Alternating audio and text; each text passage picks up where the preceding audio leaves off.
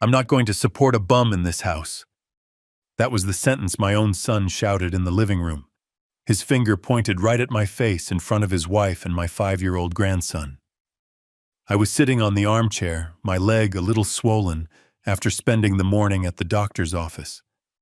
I had come back tired without even the energy to eat, and that's what they greeted me with. A bum, that's what he had the nerve to call me. Me, Stephen Miller, the man who raised that boy with the sweat of my brow, working like a dog since I was 15. Now he was calling me a bum just because I was retired and living temporarily in his house as if it were a favor, as if I had no history, as if I had never done anything for him. But what he didn't know was that the supposed bum was the owner of the very company where he worked. My name is Stephen. I'm 73 years old. I'm from a small town in the Midwest. I'm the son of a bricklayer, the grandson of a farmer, a man of few words and a lot of work. I was a store clerk, a bicycle assembler, a trucker's assistant, a parts salesman. Until one day, around my late 30s, after being unfairly fired, I decided to open my own small shop just to repair engines. Then it became a store. After that came the corporate contracts. And one day I became a supplier of agricultural machinery. That's when things really took off. I'm not a man of luxury, no, or one to show off. I always wore a simple shirt, jeans, and boots. But the truth is, the name behind that big company that everyone in town knows Miller Equipment was mine. When my wife passed away 3 years ago, I confess, my world fell apart.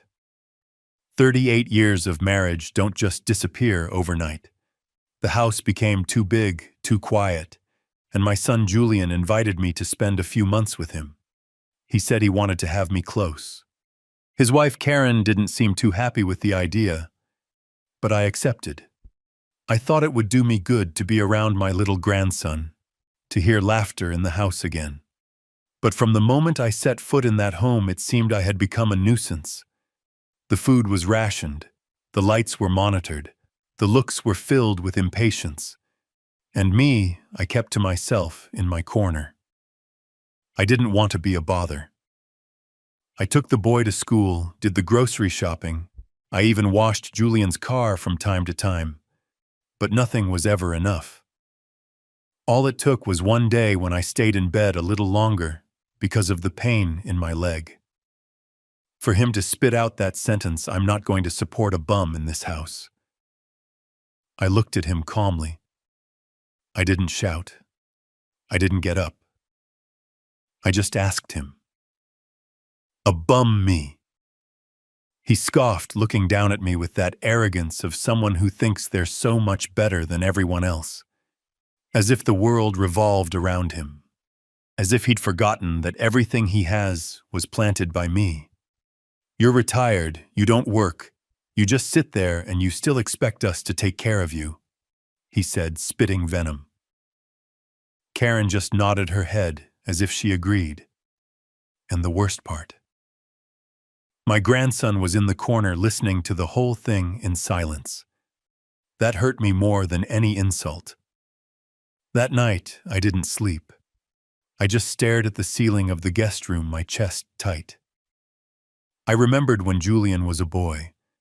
The times I took a bus 3 hours across the state just to pick up his birthday present. The times I skipped meals to pay for his school. I remembered the new pants he wore to his graduation, which I bought on an installment plan. And now I was the bum.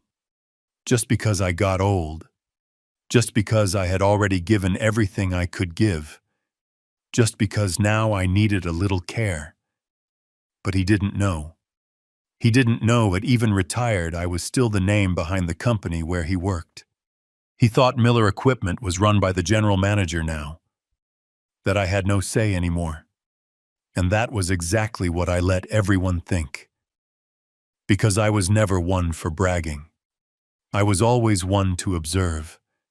And that contempt, that sentence, that look, it lit a fire in me. An old flame I thought had burned out, but it was still there alive, silent, waiting for the right moment. The next morning, I woke up early. I put on a clean shirt, my black dress shoes, combed my hair carefully like I used to for important meetings. And I left. I didn't say anything to anyone. I took a taxi to the Miller Equipment headquarters. I went in through the back door as I always did. I greeted the receptionist, who recognized me immediately, and went straight to the legal department. I called the accountant. I made an appointment with the lawyer. I sat down with the general manager. I requested all the records, contracts, and the employee file of Julian Miller, my son. I wanted to know everything. How long he had worked there. How he behaved if there were any warnings. And what I saw made me take a deep breath.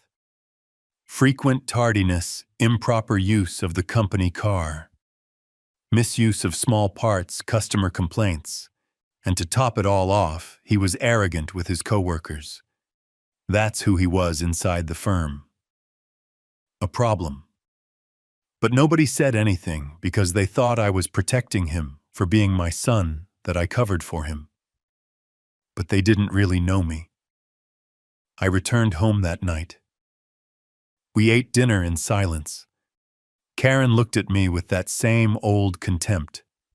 Julian didn't even greet me. And I just waited. Because when the truth arrives, it doesn't shout. It doesn't need to explain itself. It just shows up.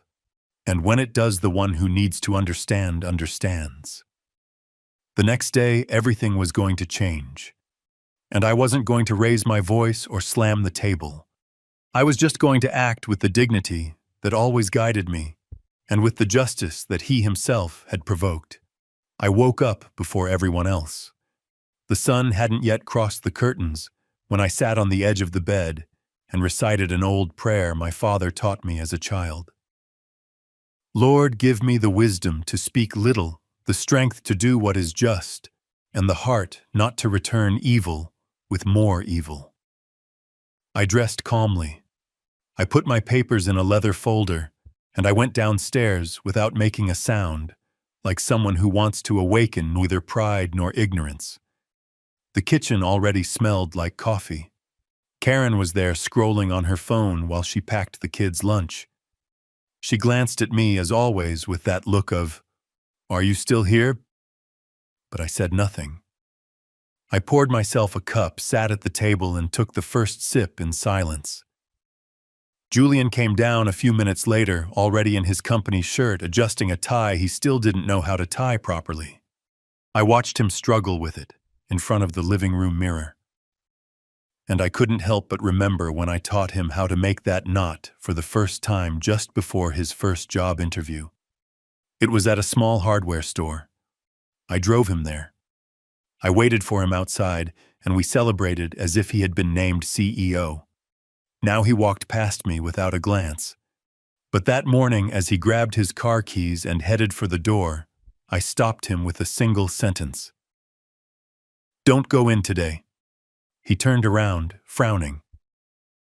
"What do you mean, don't go in?" "And who are you to tell me that I own the company's son?" I replied without raising my voice.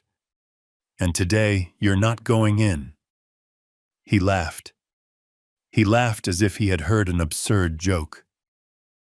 You're the owner of Miller Equipment. Weren't you retired? Didn't Mr. Cameron run the business now?" "Cameron is the manager. The contract is still in my name. I never signed over the ownership. It's all still mine. And today I have something to take care of over there." Karen looked at him confused, her mouth half open, as if for the first time she understood that the old man sleeping in the guest room was more than just a burden. Julian tried to speak, but no words came out. His pride was stuck in his throat. "But," he stammered, "you can't do this to me, Dad." "Dad," I said, putting my cup down on the table firmly. "Yesterday I was a bum. Today I'm Dad. You don't mind supporting me now?" He looked at me with glassy eyes. For a second I thought he was going to apologize. But no. He turned around, slammed the door, and left. And I just stayed there sipping the last of my coffee. Because the truth, son, doesn't need noise. It just needs firmness. At 9 o'clock sharp, I was in the company's board meeting. I presented the documents. I explained the situation. I showed them the complaints, the ignored warnings, the misused privileges. I formally requested the start of his termination process. It wasn't an immediate firing. There was no public humiliation. But there was no favoritism either. Like any other employee with a questionable record, Julian would be let go from his position. With all his rights, of course, but with no special treatment. The entire board was silent. Some looked at me with respect, others with surprise, and a few with relief, because they knew that even though I didn't show up much anymore, I was still the pillar of it all. After the meeting, I went down to the workshop. Greetings, hugs. Some old friends were still around. One of them said, "Stephen, I thought you didn't get involved in these things anymore. Sometimes you have to come back. When what you built starts to crumble from the inside." I replied, patting his shoulder. On my way home, I bought some candy for my grandson. He loves fudge. I sat on a park bench across from the school and waited for him. When he saw me, he ran into my arms as if nothing had happened. Because children don't understand grudges. They only understand presence. "Grandpa, are you taking me home today? Whenever you want, kiddo. Always." We got a popsicle, walked for a bit, and I told him a made-up story about a dragon who wanted to be a gardener. We laughed, and in that moment I knew it was worth it not to shout, not to seek revenge, but to simply do what was right and protect what really matters. That night, Julian came home earlier. He didn't say a word during dinner. He ate in silence.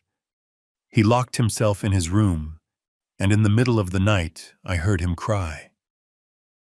I didn't go in, I didn't console him. It wasn't the time. Because whoever wounds with contempt first needs to feel the echo of the void they created. I meanwhile slept peacefully. Because justice doesn't always need a spectacle.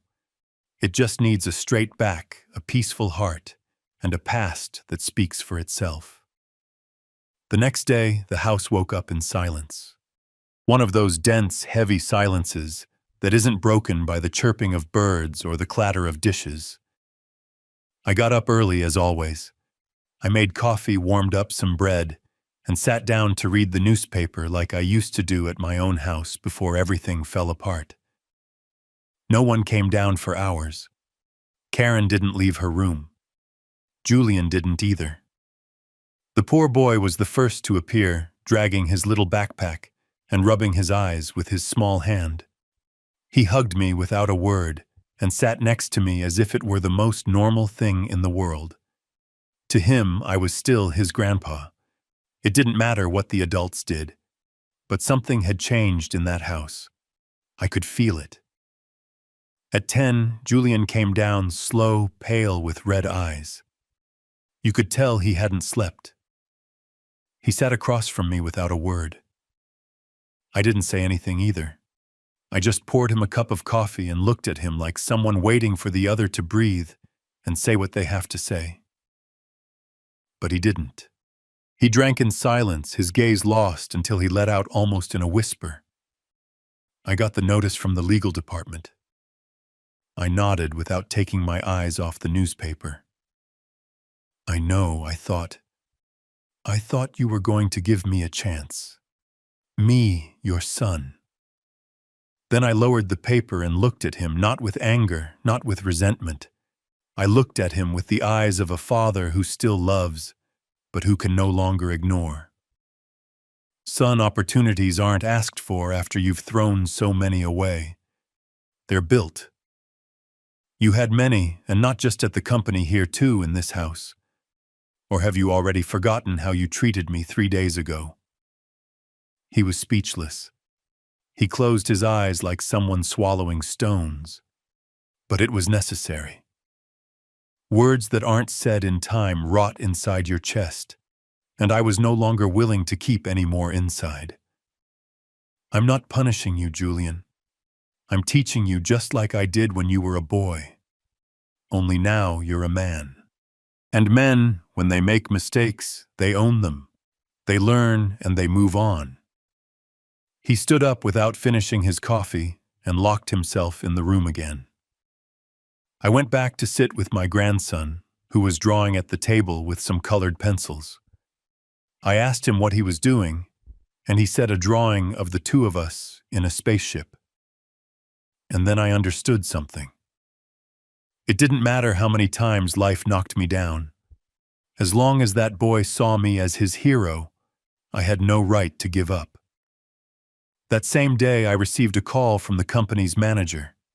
He asked for an urgent meeting. Apparently, Julian had gone there to demand that everything be canceled. He threatened with lawyers, with going to the press, with bad-mouthing the family. A desperate, childish, and humiliating act, but I wasn't surprised. When someone loses respect for themselves, they start breaking everything around them. I went back to the company that same afternoon. This time I didn't go in through the back door. I went straight to the reception. I greeted everyone with my head held high. Some applauded me. Others came up to hug me. Stephen Miller was back, and not for revenge, but for respect for my history, my last name, for what I built with these hands. I asked the legal department to formalize Julian's separation, but I went further. I instructed them to conduct a full audit of his management. Not to sink him, but so he would learn, so he would understand that mistakes have consequences, and that it doesn't matter if you carry my blood. What matters is how you behave. That night, upon returning, I found Karen in the kitchen. She was making rice. She looked at me but said nothing. I didn't either. I just asked about the boy. He was in his room watching cartoons. I went to say goodnight. I gave him a kiss on the forehead and told him I won't be home tomorrow. I have something to take care of. Where are you going, Grandpa? To put in order some things I neglected, but that can still be fixed. Because you can forgive many things, but there is something you should never allow. Losing respect for yourself. And that, my boy, is what I came here to get back. I left the house early before the sun had finished stretching over the rooftops. I didn't leave a note. I didn't tell anyone.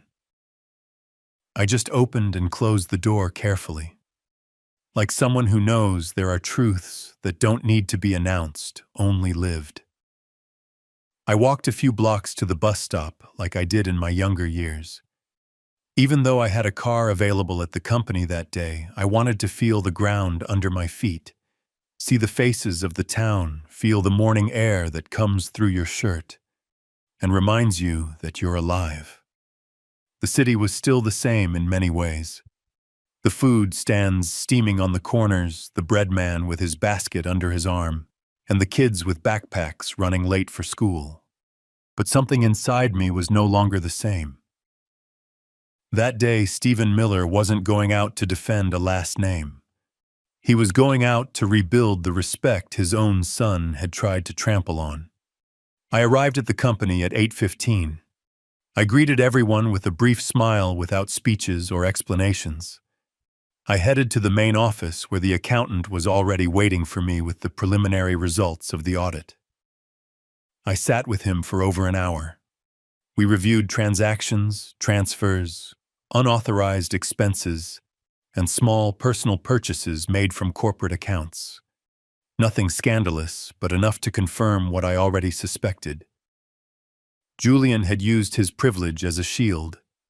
He didn't steal millions, but he took advantage because he thought he was untouchable. The kind of thing that doesn't ruin a company, but it corrupts its soul. I asked the general manager to summon all the administrative staff for a mid-morning meeting. I didn't want to cause a scene. I wanted everyone to hear directly from my mouth what had happened and what was going to change. At 10 o'clock sharp, with more than 30 employees seated in the training room, I stood before them all and spoke without notes, without a microphone, with the firm voice of someone who no longer has anything to prove. "Folks," I said, "this company was born in a 20-square-foot garage. It started with a toolbox, 2 calloused hands, and a great desire for a hot meal. I had no degrees, no investors, no connections. The only thing I had was my word and my dignity. And that dignity is what brought me here." The faces remained attentive. Some were recording me with their phones. I continued.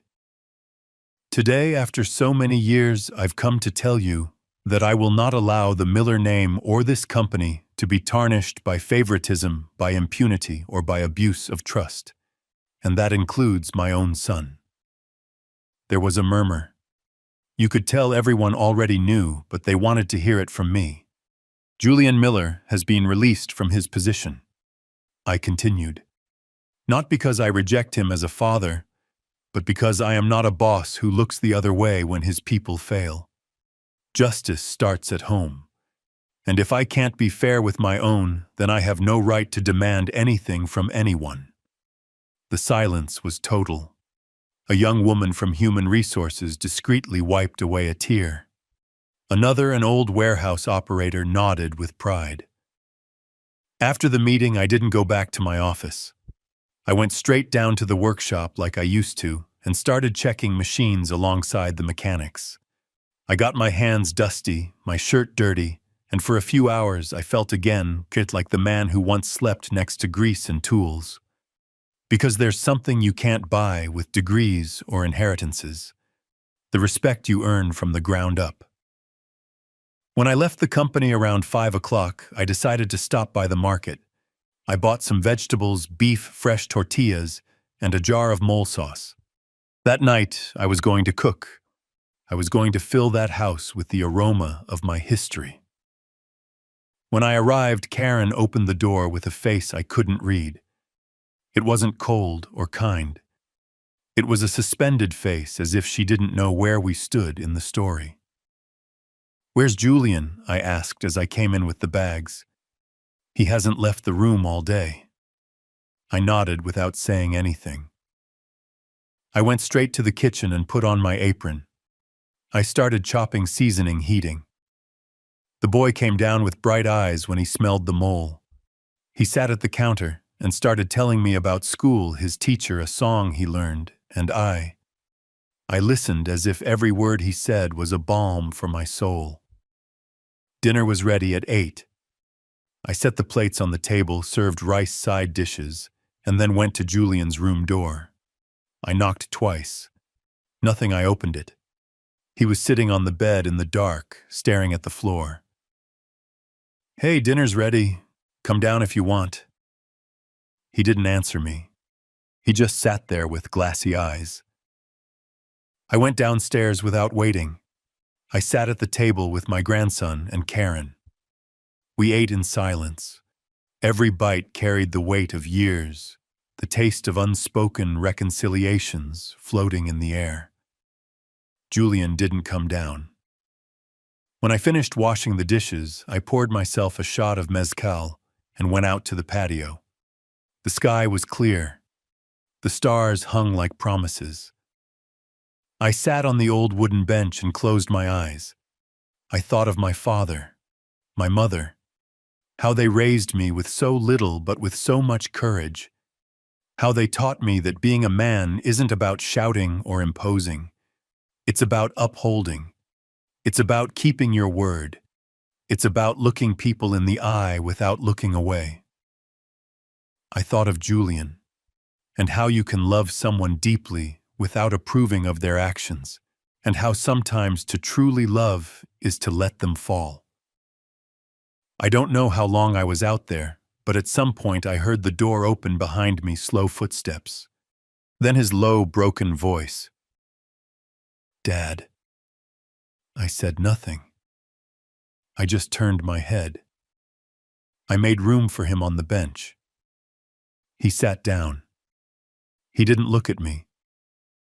I don't know when I became that man who yelled what I yelled at you. Silence. "You don't have to forgive me." I just wanted you to know that I know. I looked back at the sky, and I said in a soft voice, respect isn't demanded, Julian. It's earned, and you still have time to earn it back. Not with me, with yourself. There was no hug, no shared tears, just two men sitting under the sky. One old one broken, and between them, dignity as a bridge. The next day, the house woke up calm. Not that tense calm of the previous days, but one that was more like a sigh, as if the walls had exhaled together after a long storm. Karen no longer had that hard expression on her face, but she wasn't warm either. She just moved with more respect, not out of fear, but out of something stronger, out of shame. And Julian had left early without a word, leaving his cup of coffee served and cold on the table. I didn't know where he had gone, and I didn't ask. Sometimes sons also need to get lost on their own for a while to find the good they have inside, because there are battles a father can't fight for them. I stayed home with my grandson. I helped him with some homework. We warmed up sweet bread with butter, and we played astronauts with an old box I found in the yard. In that moment, as he laughed with his face painted with crayon, I realized that everything I had done, every decision, every firm word, every boundary, wasn't for revenge. It was for that boy, so he would see that his grandfather was not a weak man, not an old piece of furniture in the living room, but someone who knew when to speak and when to bring order. Because even if the world pushes you into a corner, what you teach by your example remains. At noon, I received a call from the general manager. He informed me that Julian had stopped by the company to submit his final resignation letter. He didn't complain, he didn't make a scene. He just asked that the process be clean with no public mention. I listened in silence, hung up, and sat on the patio bench again, with my warm cup of coffee in my hands. I closed my eyes. Because then I understood that sometimes when you don't give in to the impulse to shout, the other person can finally hear themselves. That evening, as the three of us prepared dinner, Karen chopping onions, me stirring the beans, the boy setting the table, everything felt different. Not happy, but under construction. Julian arrived at 8. His face was tired, his hands stained with grease. He reminded me of myself when I was starting out. He took off his shoes at the entrance and greeted the boy first. Then he looked at me. He didn't speak. He just showed me a folded piece of paper, a resume. He had gone to apply for a job at a local auto repair shop. He was going to start from scratch. I read it without saying a word. I handed the paper back to him and patted his shoulder. Not because I forgave him, but because I understood.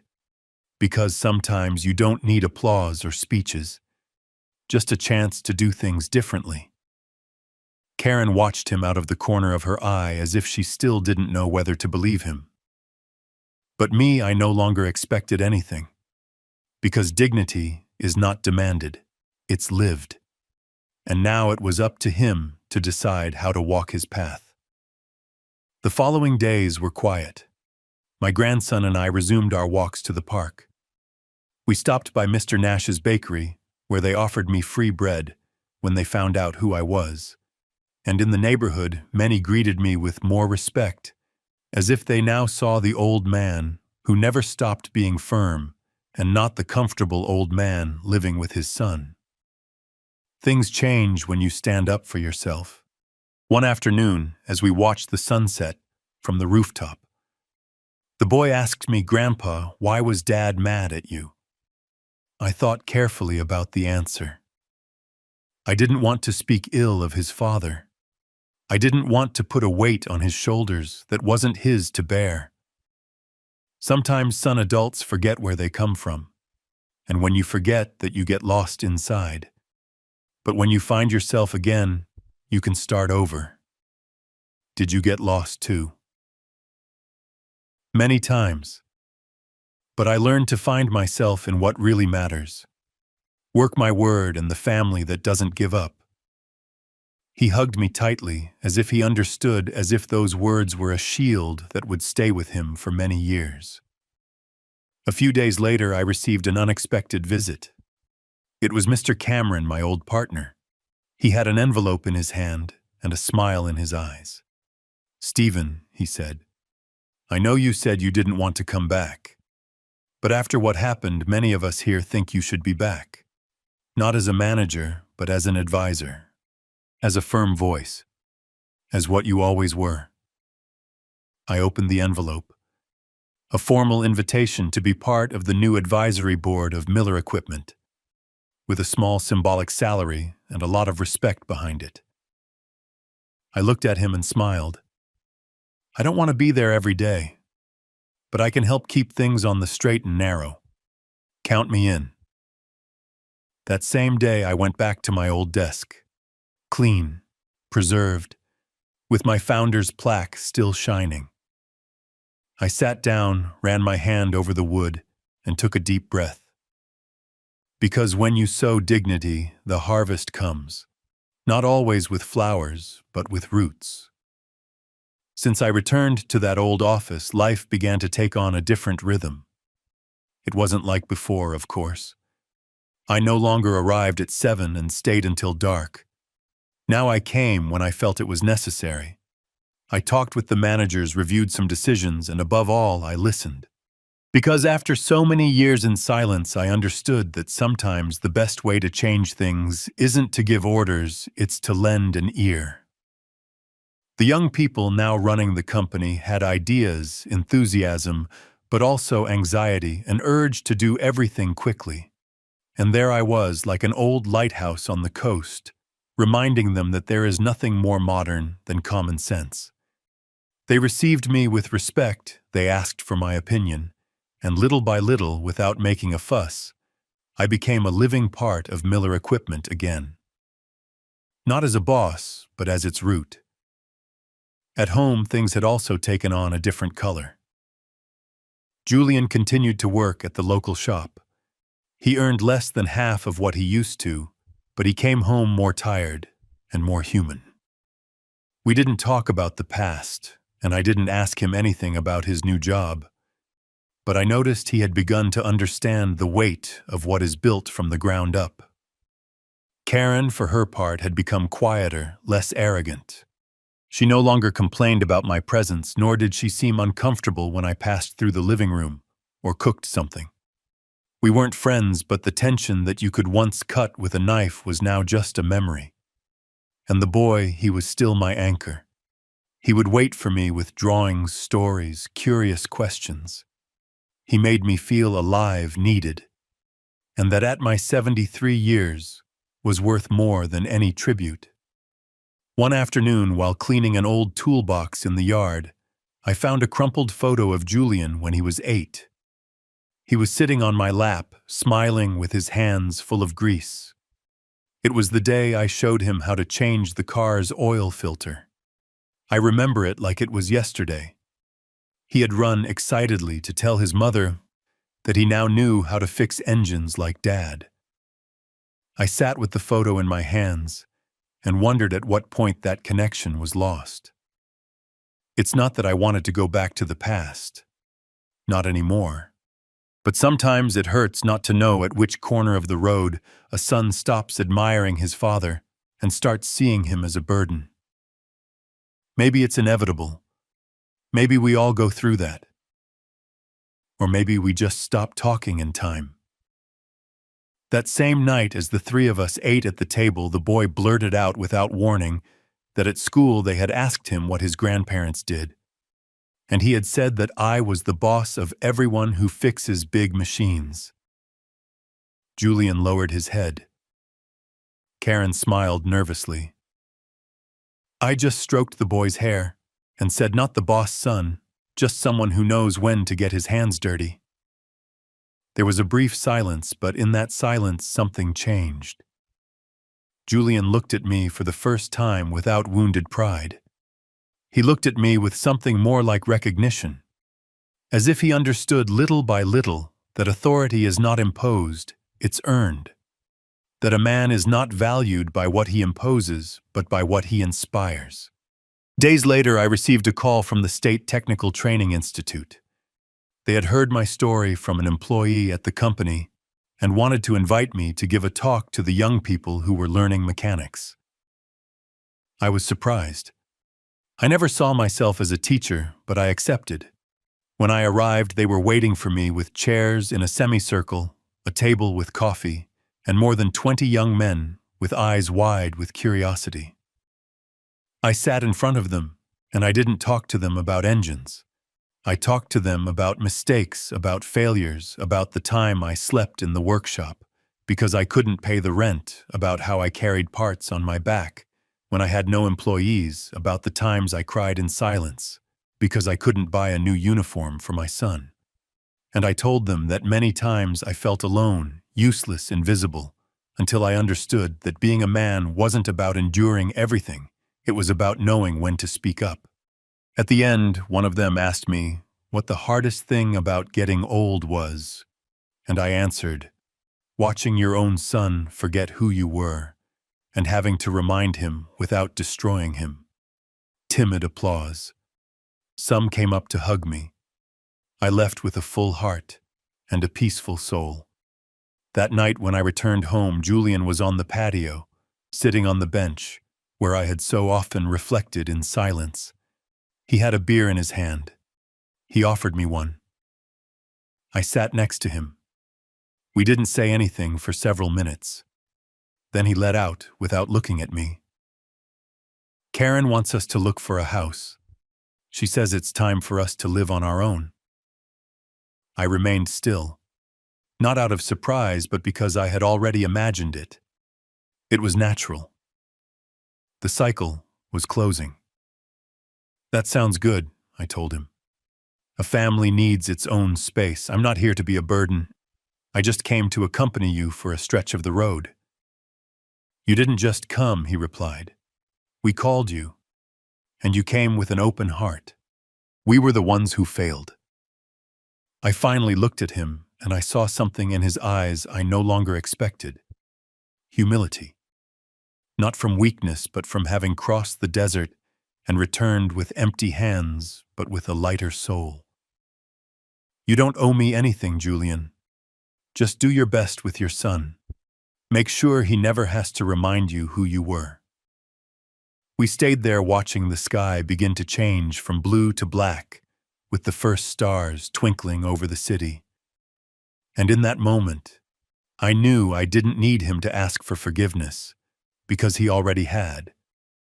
Not with words, but with silence, with work, with dignity. And that for a man like me was enough. A few weeks passed since that conversation on the bench. Julian and Karen found a small house in a quiet neighborhood not too far from where we were. It was a simple building with 2 bedrooms, a backyard, and a kitchen that still smelled new. They told me at dinner, both sitting across from me, their voices measured almost as if they were asking for permission. But there was nothing to ask for. I knew this moment would come, and although I felt a pang in my chest, because after all the boy would go with them too, I didn't let it show. I just nodded. I wished them the best, and I told them that if they needed help with the move, I would be there. Because one thing was clear to me. You don't cling to what no longer belongs to you. And that house, those ties, that space, they weren't mine anymore. I had done what I had to do. I had drawn a line. Now it was up to them to build something new, and for me to keep walking. The following weekend, I helped load the boxes into the rented truck. Karen arranged everything with obsessive order, and Julian tried to keep the boy entertained so he wouldn't get bored during the process. At one point, the little one came running to me with a drawing in his hand. "This is so you don't forget me, Grandpa," he said, handing me a sheet with our 2 faces drawn under a huge tree. I knelt down. I hugged him tightly, and I told him that this drawing was worth more than 1,000 photos. I put it in my pocket like someone holding on to a promise, When they left, I stood in front of the gate watching the truck turn the corner. And there, in that silence, I took a deep breath. Not of sadness, but of acceptance. Because there was something powerful in knowing that you acted with truth. That you didn't lower yourself. That you didn't return offense with a shout or contempt with a tear. What I did it with integrity. And although the house was now emptier, I felt more complete. The first few days alone were strange. Breakfast in silence. The echo of the TV playing at a volume that no longer mattered. The armchair without toys. The kitchen without crumbs on the floor. But little by little I found my rhythm again. I started reading every day again. I resumed my walk in the park. I fixed the patio fence that had been down for months. I met up with old friends from my youth with whom I had lost contact. And I even signed up for some gardening classes at the community center. Life went on, not the same, but it went on. And the best part was that now I decided every step. I didn't have to put up with sour faces or sarcastic comments or silences heavy with judgment. I lived in my own space. Small, yes, but mine, and full of peace. One afternoon, while watering some new plants I had planted at the foot of the back wall, the phone rang. It was Mr. Cameron. He was asking for my help in reviewing an important contract with a foreign company that wanted to partner with Miller Equipment. He explained that they wanted someone with experience and a strong word to participate in the negotiation. I didn't hesitate. I put on my well-ironed white shirt, my polished shoes, and went straight to the headquarters.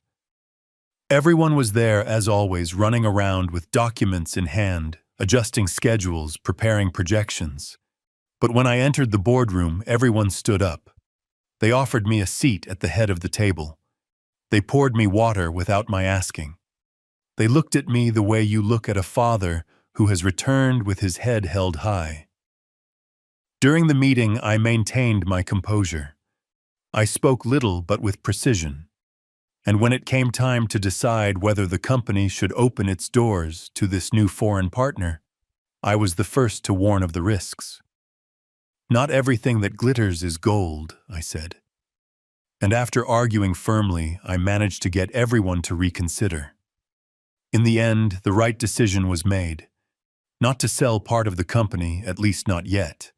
Because there are things that are built with so much effort that they cannot be exchanged for quick promises. I left there with a calm soul. Not out of pride, but from knowing that I still had value. That my voice, after all, still carried weight. And that isn't measured in checks or accolades. It's measured in silent respect. That night, on my way home, I passed by Julian's new house. It was dark, only one light on in the boy's room. I stopped for a moment unseen. I wondered if one day he would understand everything I did.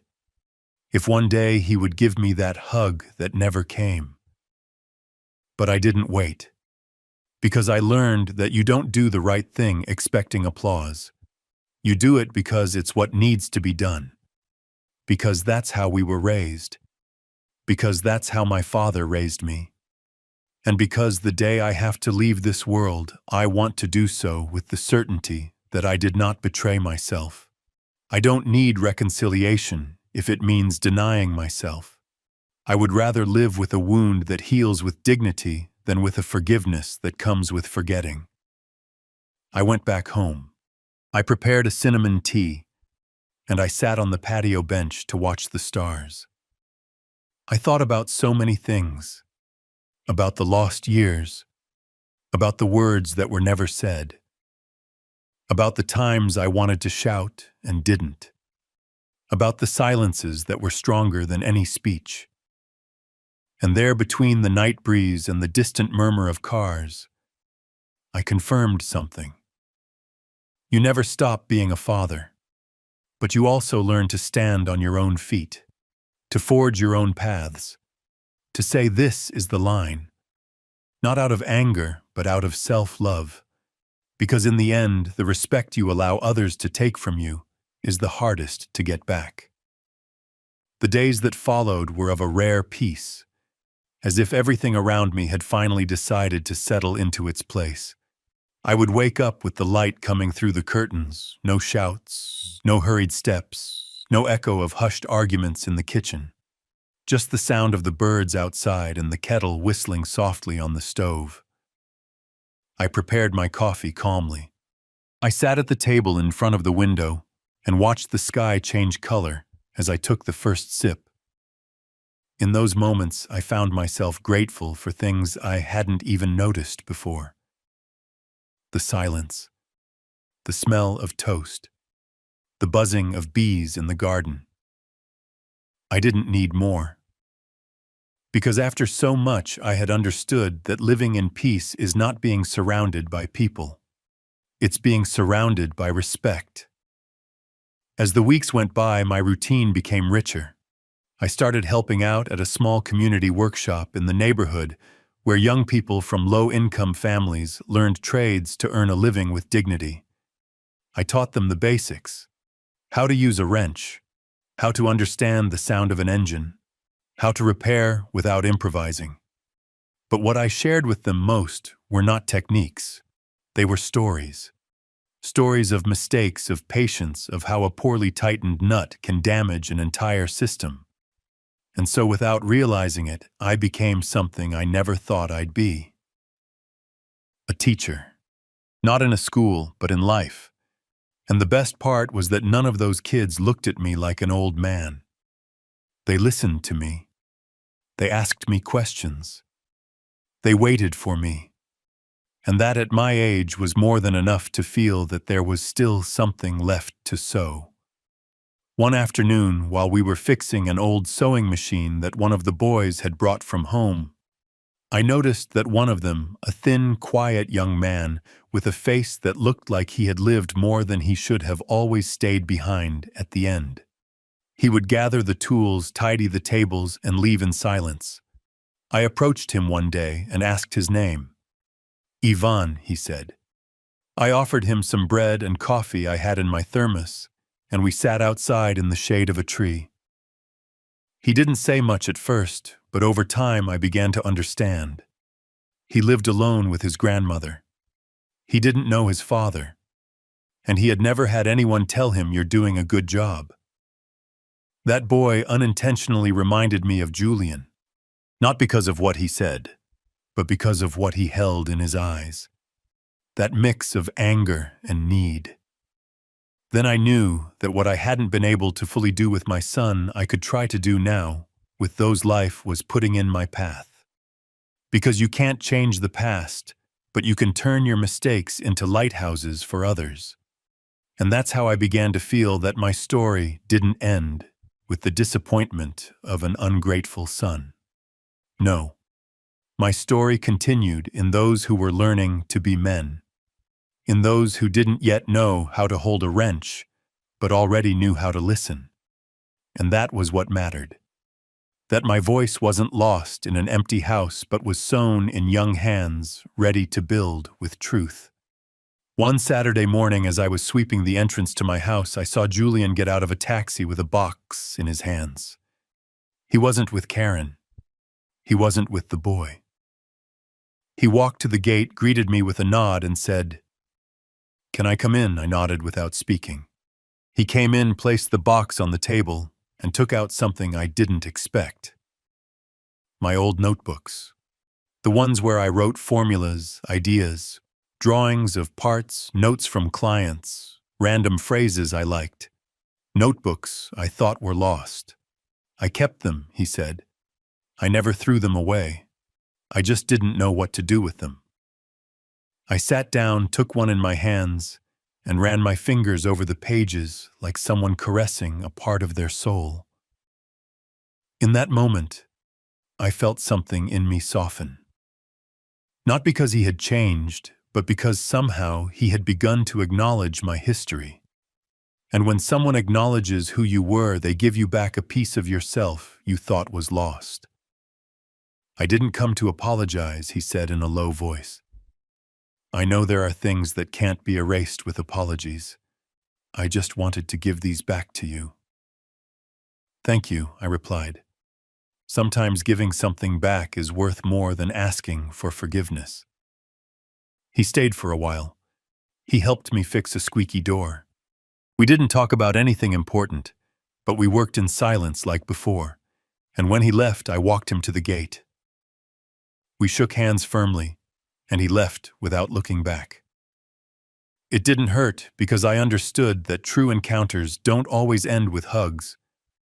Sometimes they end with hands that shake firmly and separate paths.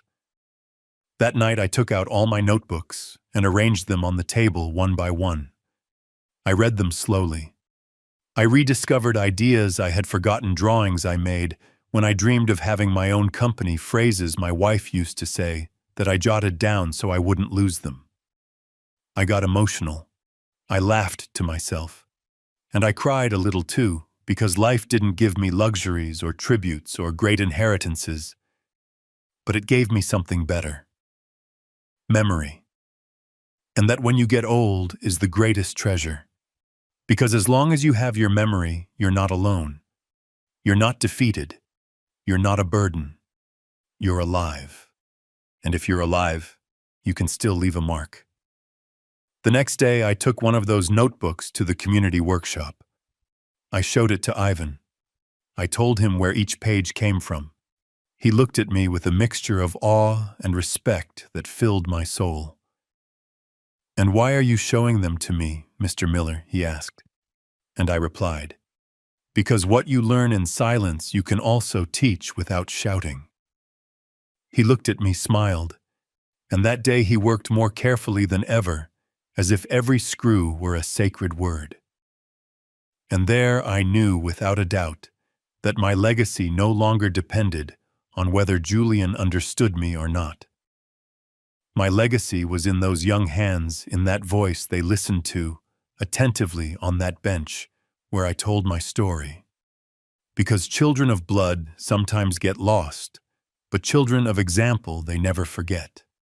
One Sunday morning, the sky was particularly clear.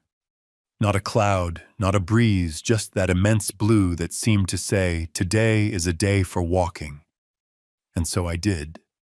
I put on my linen shirt, my wide-brimmed hat, and set out with no destination. My hands behind my back, and my memories close to the surface. I walked down streets I no longer frequented. I passed the church where I got married. I saw the rusted gate of Julian's old elementary school. I greeted some familiar faces who returned the gesture with a warm smile. Because in a town like ours, people don't completely forget. They may change, move away, get on with their lives, but when they see a man who knew how to stand tall, they recognize him even if it's in silence, and that's worth more than 1,000 awards. As I passed an empty lot where an old market used to be, I saw a group of kids playing soccer with a rag ball. They ran barefoot, laughing, shouting, falling, getting back up. I stopped to watch.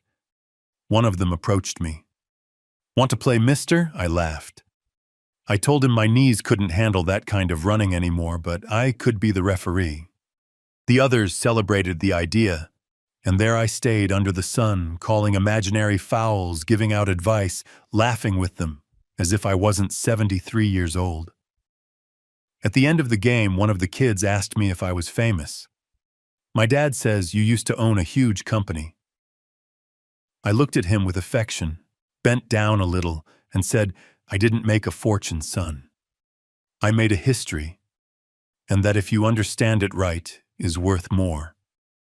I returned home with dusty shoes and a light soul. I made my coffee and sat on the patio bench as always, but this time not with nostalgia, but with gratitude. I realized that everything I had sown, my way of working, of speaking, of treating others, was bearing fruit. Not in money, not in titles, but in something much deeper. Respect. And that respect, even if it never comes with applause, is felt. You see it in how they listen to you, in how they say your name, in how they remember you. Because when you live by principles, life doesn't reward you with fame. It rewards you with a legacy. That same week, Ivan, the young man from the community workshop, sought me out with a folder in his hand. He was nervous. He told me he had been accepted for a technical scholarship to study industrial maintenance in another city, thanks to a letter of recommendation I had signed. He hugged me. He said I had changed the way he saw work, that now he wanted to do things right, not fast. I got emotional. I didn't cry, though I felt it was close, but I squeezed his arm tightly, as if to say, "You're not alone anymore." And in that moment I understood that I didn't need Julian to come back and tell me you were right. Because every young person who took my advice, every neighbor who greeted me with affection, every memory I kept alive in the pages of my notebooks was enough. Because my story no longer depended on him or anyone. A little later, Julian called me. He said the boy had asked about me several times and asked if he could spend the weekend with me. Of course, I said. This is his house, too. And on Saturday morning, there he was at the door with his backpack, his smile, and a box of cookies that he told me he had helped make. We spent the whole day together. We assembled a wooden toy, watched old cartoons, Shun's cooked rice pudding. At night, when I was tucking him in, he asked, "Are you happy, Grandpa?" I was silent for a few seconds, looking at him from the doorway. "Yes, son, I'm happy. Because I learned not to depend on anyone's forgiveness to move forward." He smiled at me as if he didn't quite understand. But something in his eyes told me that those words would stay with him. I turned off the light, went out into the hallway, and gently closed the door. I sat in the living room, opened one of my old notebooks, and began to write. Not about engines, not about work. I wrote about him, about that boy who would one day grow up, and perhaps also forget for a while who his grandfather was. But who maybe one day, upon seeing an empty bench or picking up a wrench, would remember the voice of a man who didn't shout, but who left a mark. Because you don't choose to be forgotten, but you do choose how you want to be remembered. And I had already made my choice. The day I turned 74, there was no party. I didn't want one. There was no cake, no balloons, no band. But there was something much more valuable. Silence, freshly brewed coffee, and the sound of a child's voice shouting from the entrance. "Grandpa, happy birthday." It was my grandson with a drawing in one hand and a wilted flower in the other. I hugged him as if time stood still, as if all of life could fit into that moment. I didn't need anything else, because I understood once and for all that happiness doesn't come from noise. It comes from a living memory, from intact respect, from knowing that you can look back without lowering your head, and that is priceless. Julian came with him. He didn't bring a gift. No rehearsed words.